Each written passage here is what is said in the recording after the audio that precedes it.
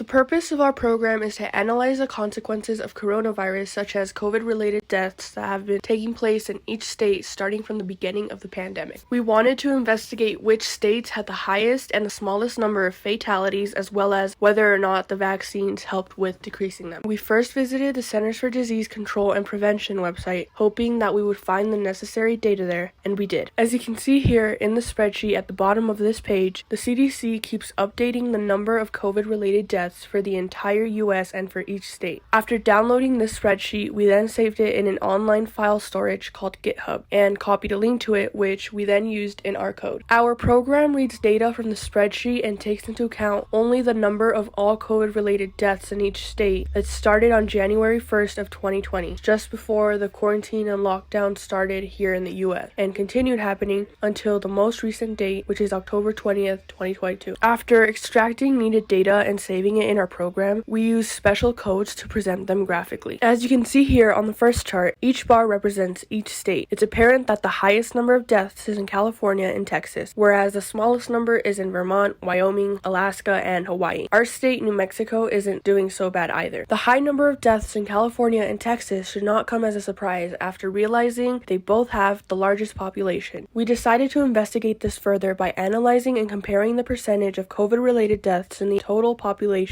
for each state. For this reason, we visited the U.S. Census Bureau's website and searched for data about the population in each state. We found them very quickly, downloaded, saved in GitHub, copied a link to them, and used them in our code. We then used proportions to calculate the percentages of COVID-related deaths in the total population for each state, which we then presented graphically. As you can see here on this chart, the situations in both California and Texas are no longer the worst, but at the same time, the situation in our state is no longer as optimistic as it seemed to be on the chart above. We also wanted to take a look at the effect of vaccinations on the number of deaths. We used a chart showing weekly trends in the number of COVID-19 deaths, which we found on the CDC's website. Knowing that COVID vaccines became widely available to the public during the summer of 2021, we were surprised with the spike of deaths that took place in the fall of 2021. However, after doing more research, we found out that the vaccination and booster coverage increased in the first half of 2022. This made us think that even though vaccinations were already widely available, many people were still reluctant to take them during the summer of 21, or that 2 doses without a booster were not strong enough. As we can see here on this chart, the number of COVID-19 deaths significantly dropped down in the first half of 2022. This would mean that the more people get fully vaccinated, including the booster shot, the less COVID deaths. However, not enough time has passed, and it's still too early to assume that the situation is stabilized and under control. We decided to keep updating data in our code, and we plan on observing them throughout the entire school year.